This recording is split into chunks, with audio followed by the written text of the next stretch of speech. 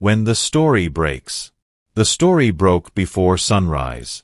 By the time Malcolm's phone alarm rang, his notifications were already exploding. Power broker Darius Cole faces multi-company probe over coercive control tactics.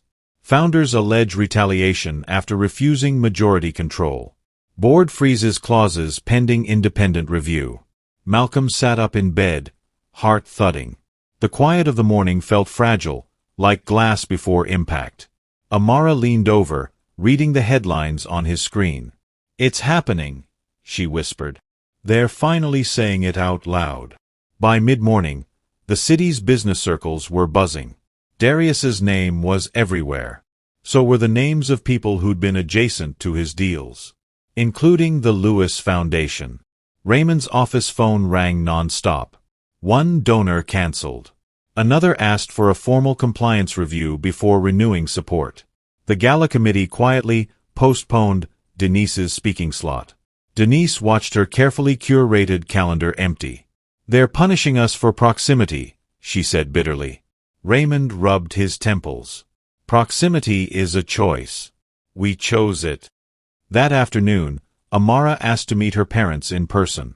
The penthouse felt different without its usual hum of staff and visitors. Quieter. More exposed. "You should release a statement," Amara said calmly. "Distance yourselves from Darius publicly. Acknowledge the pressure you put on Malcolm. Tell the truth." Denise's lips pressed thin. "We don't owe the public our family business." Raymond hesitated. "But we owe our daughter honesty." Amara met her father's eyes. "You taught me image was safety. Today, image is what's hurting you. The truth is the only thing that can protect you now." Denise's voice cracked, just a little. "If we admit we pushed Malcolm to prove himself with assets, we look ugly." Amara nodded. "You look human. And accountable." Silence stretched. Finally, Raymond exhaled. "We'll issue a statement condemning coercive investment practices and clarifying we've ended any association with Darius's circle." Amara shook her head gently. "That's careful. Not honest." Raymond closed his eyes. "What do you want us to say?" Amara's voice was steady. "Say you tried to control my future with money. Say you're sorry. Say you're learning." Denise turned away, blinking hard. Later that evening, the Lewis Foundation released a statement. It condemned coercive tactics. It announced a review of partnerships. It did not mention Malcolm. It did not mention the house, the car, or the deadline. Amara read it and sighed. "They chose saving face," she said quietly. Malcolm wrapped an arm around her. "Face can be saved later. Character is built in moments like this. They may get there. Or they may not." Outside, the city's screens flashed headlines. Luxury towers glowed. Conversations shifted. Power had lost its quiet grip. And the truth, imperfect, incomplete, was finally loud. Darius Cole didn't go quietly. By noon, Malcolm's name trended alongside Darius's in business circles. Not for courage, but for doubt. An anonymous source leaked a memo suggesting Malcolm's company had overstated projections months earlier.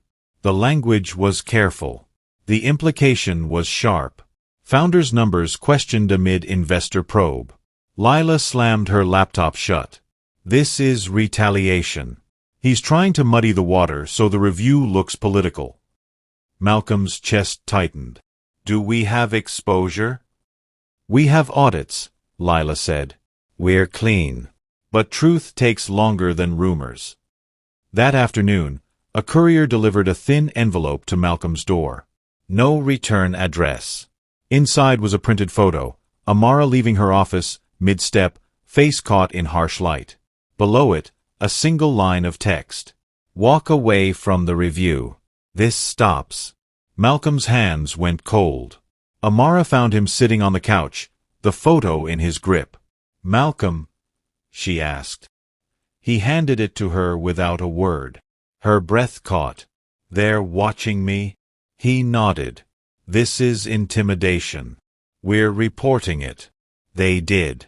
The review committee escalated the threat to legal counsel. The board added private security for founders named in the investigation. Darius's team denied involvement, calling the allegation theatrics. But the timing spoke louder than denials. That night, Amara lay awake beside Malcolm. "I'm not scared for me," she whispered. "I'm scared this will change you." He turned toward her. "Into what?" "Into someone who learns to flinch," she said. "To shrink. To make choices out of fear." Malcolm took her hand. "I won't let fear write my character. But I won't pretend courage doesn't shake." She smiled faintly. "Then shake with me." The next morning, Malcolm recorded a short statement with counsel present. He didn't attack Darius by name. He didn't dramatize the threat. He said one thing clearly. When power uses pressure instead of consent, the right response is daylight. "I won't withdraw from the review. And I won't trade silence for safety." The clip spread. Support followed, founders he'd never met, employees from companies that had folded, investors who valued transparency. Pressure works best in the dark. Darius had chosen daylight. And daylight had chosen Malcolm back. The reckoning didn't happen on a stage. It happened in the Lewis family dining room. No press, no donors, no polished smiles. Just quiet walls and the hum of the city far below the windows. Amara asked to meet her parents alone. Malcolm waited in the car. Denise set the table even though no one was hungry. Old habits die hard. Raymond stood by the window, staring at the skyline like it could answer him back. Amara didn't sit. "I didn't come to argue," she said. "I came to set boundaries." Denise flinched. "We raised you better than to threaten your parents." Amara's voice stayed calm. "I'm not threatening. I'm choosing." Raymond turned. "Choosing what?" "Choosing not to be leveraged," Amara replied. "Not by investors. Not by image. Not by you." Denise's eyes filled. "We wanted you safe." Amara nodded. "Safety without choice is control. You taught me strength. Let me use it." Raymond's shoulders sagged. "We asked him to buy a house and a car because we didn't want to watch you struggle like we did." Amara stepped closer. "I won't repeat your fear as my future." Silence. Denise's voice broke. "We didn't mean to humiliate him." "You did," Amara said gently. "And you humiliated me in the process." Raymond rubbed his face. "What do you want from us?" Amara took a breath. "Respect our marriage timeline. Stop setting me up with other men. Apologize to Malcolm. Not publicly. Privately. And don't use money to test love again." Denise swallowed. "If we can't." Amara's eyes softened, but didn't bend. "Then you'll see me less. Not as punishment. As protection." Raymond nodded slowly. "We owe him an apology." Denise hesitated, then nodded too. When Amara returned to the car, Malcolm searched her face. "How did it go?" "They didn't become different people in one night," she said. "But they heard me." He squeezed her hand. "That's more than we had yesterday." They drove in silence for a moment, the city easing back into view. "You don't have to carry this alone anymore," Malcolm said. Amara smiled, tired but steady. "I never did. I just stopped pretending I could." The findings dropped on a quiet Tuesday. No sirens. No dramatic press conference. Just a document released into the world and a lot of doors quietly closing behind one name. The review committee concluded that Darius Cole had engaged in coercive practices across multiple investments. The clause freezes were deemed abusive. Several boards moved to unwind agreements. Legal actions followed. Partnerships dissolved. Power didn't fall with a crash. It thinned. It lost rooms. It lost echoes. Malcolm read the report in his office, the same glass walls now reflecting a different kind of light. Lila stood beside him, arms folded, eyes bright. "They lifted the freeze," she said. "Accounts are back. The board reaffirmed your control. They asked if you'll stay. Malcolm exhaled slowly. I will. With guardrails. Already drafted, Lila smiled. Founder protections. Clause transparency. No retaliation provisions. That evening, Malcolm and Amara walked through a small park near the river. The city felt softer, less like a stage, more like a place to breathe. So, Amara said, bumping his shoulder, we still have that townhouse deposit to unwind. Malcolm laughed. Yeah. Turns out freedom comes with paperwork. She smiled. We'll find a place that feels like us. Not a trophy. He stopped walking. Marry me, he said simply. Amara blinked. Right now. In a park. Not for the spectacle, Malcolm said. For the choice. No deadlines. No assets as proof. Just us deciding. She studied him for a long second, then laughed through tears. Yes. But we're doing this our way. Our way, he agreed. Weeks later, Denise and Raymond came to dinner at Malcolm's condo. No speeches. No optics. Just an apology, awkward and sincere. We're sorry we tried to measure your love with money, Raymond said. We were wrong. Malcolm nodded. Thank you for saying it. They didn't become perfect overnight. But something shifted. And sometimes, that's the miracle. They didn't ask for approval this time. Amara booked a small rooftop venue overlooking the river. Glass rails, warm lights, the city humming below like a blessing that didn't need permission. No ballroom. No family committee. Just space for the people who showed up with love, not leverage. When Denise heard, she tried to intervene. A rooftop? That's not formal enough. Amara smiled politely. It's formal enough for us. Raymond cleared his throat. We can host something grander. Our friends expect. We're not inviting expectations, Malcolm said gently. We're inviting witnesses. The guest list was short. Lila and 2 team leads. Amara's best friend, Kira. Malcolm's younger brother, Jonah. A few mentors who had stood beside them when silence would have been easier. On the morning of the wedding, rain threatened. The kind of soft, uncertain drizzle that makes planners panic. Amara stood under the awning, watching clouds gather. If it rains, we'll get married anyway, she said. I'm done postponing joy for perfect conditions. Malcolm smiled.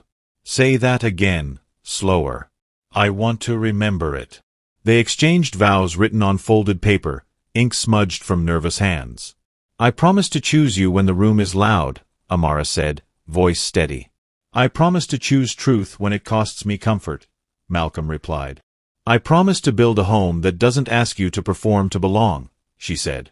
I promise to never use love as leverage, he said. When the rain came, it came gentle, more blessing than disruption. Guests laughed as droplets caught the lights, turning the air into quiet glitter. Denise and Raymond arrived late.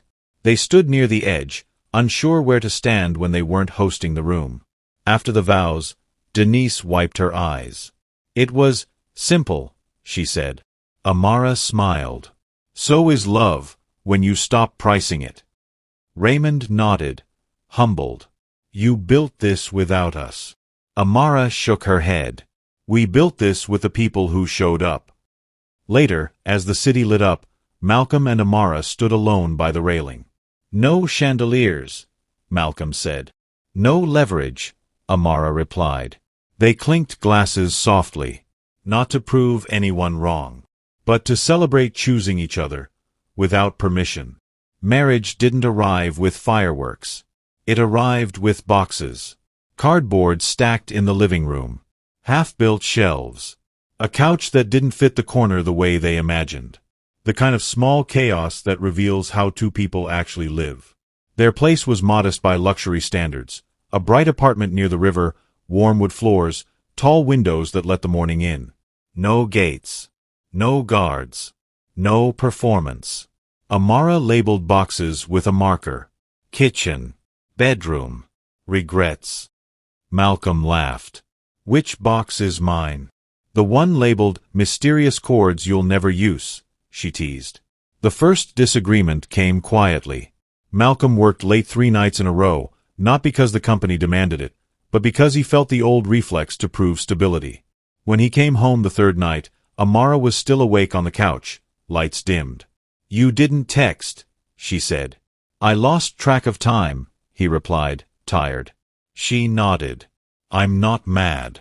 I'm noticing. That landed heavier than anger. He sat beside her.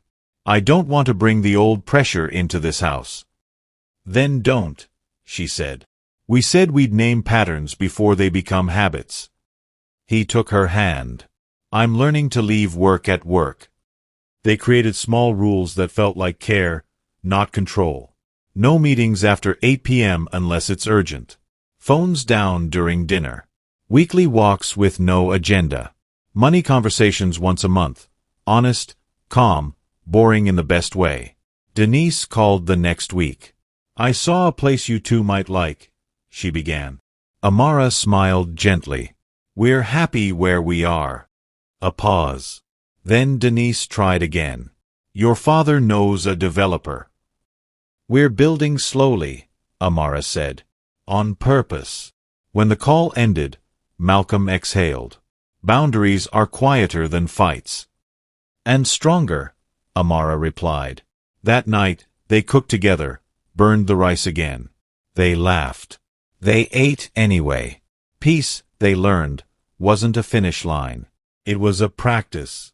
And practice builds homes. The call came at 6:12 a.m. Raymond's voice was unsteady. Your mother collapsed at church. She's stable. But they're keeping her overnight.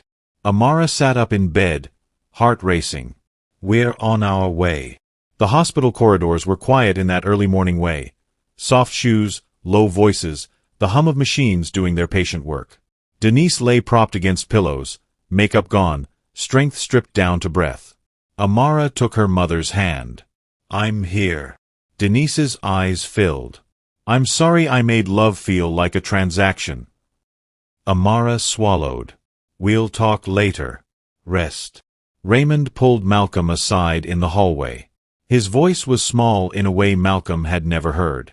I don't know how to ask for help without it sounding like expectations. Malcolm nodded. Say what you need, not what you think you're owed. Raymond took a breath. We need someone to sit with her tonight. I have to step out for paperwork. I can stay, Malcolm said. No conditions. Raymond's eyes glistened. Thank you. Later, as the room settled into evening quiet, Denise slept. The city blinked beyond the window. Malcolm sat in the chair by the bed, scrolling nothing, just being there. When Amara returned, she found him dozing lightly, jacket folded on his lap. She touched his shoulder. You didn't have to do this. He smiled, tired. I know. That's why it's different. Outside the room, Raymond stood, hands clasped. I spent years confusing provision with control, he said quietly. Tonight showed me what provision without leverage looks like. Malcolm nodded. It's just presence. Later, walking back to their car, Amara squeezed Malcolm's hand. This doesn't reset the past, she said. No, he replied. But it changes the pattern. They drove home in soft silence. Boundaries held. And love showed up, without receipts. The idea came quietly. Not in a boardroom. Not in a sermon. On a long walk by the river, where the city loosened its grip and the air felt less expensive. I keep thinking about the founders who folded, Amara said. The ones who didn't have a Lila. Or a board that paused. Or time. Malcolm nodded. I keep thinking about the people who love with deadlines. Who turn care into leverage because they're scared of losing relevance. They walked in silence for a moment, shoes scuffing along the path. What if we build something that interrupts that pattern? Amara asked. Malcolm smiled. A foundation? Not the gala kind, she said quickly. The quiet kind. legal support for founders facing coercive clauses, counseling for families learning to set boundaries without money in the middle, workshops on consent in partnerships, business and personal. Malcolm's eyes lit up. A line between provision and control. They started small. A clinic once a month in a borrowed co-working room. Pro bono hours from a lawyer Lila trusted. A simple site that said, "You're allowed to say no without losing your life's work." The response surprised them. Emails from founders who'd been silenced. Messages from parents who didn't know how to love without leverage. Quiet donations from people who didn't want their names on walls. Denise attended the first workshop. She sat in the back, listened more than she spoke. Afterward, she approached Amara. "I thought standards meant height," she said softly. "I'm learning they mean posture." Amara smiled. "Posture is how you hold power." That evening, Malcolm and Amara ate takeout on their balcony, city lights breathing beneath them. "This doesn't fix everything," Malcolm said. "No," Amara replied. "But it builds the kind of future we can live with." They clinked their chopsticks together. Not for applause. For alignment. Time passes quietly when you stop performing for it. 2 years later, the city still hums with luxury and ambition, but Malcolm and Amara move through it differently. Their apartment has more plants now. Fewer boxes. A small shelf by the door where keys land without ceremony. Peace has become ordinary, and that's the victory. Malcolm's company grows with guardrails. Founder protections become policy. The review committee's recommendations ripple across boardrooms. Coercion loses its cover story. Not everywhere, but enough to matter. Amara's work shapes products people actually use. Ramps where stairs once blocked. Interfaces that listen. Design that remembers bodies are different, and dignity is not a feature to upsell. Their clinic becomes a small center. Then a program others replicate. No gala. No marble plaque. Just rooms where people learn to name pressure before it names them. Denise and Raymond learn slowly. They show up more quietly. They apologize without cameras. They ask before offering. Some days they slip. Most days they try. One evening, Malcolm and Amara pass the old mansion gate. New owners. Different cars. Laughter behind the hedge. They don't stop. They don't feel anger. They don't feel loss. They feel distance, the healthy kind. At home, dinner waits. The city's noise stays outside. Luxury still exists. Power still makes noise. But inside, there is something rarer. A life built without leverage. A home that chooses them back. And a future that doesn't require silence to survive.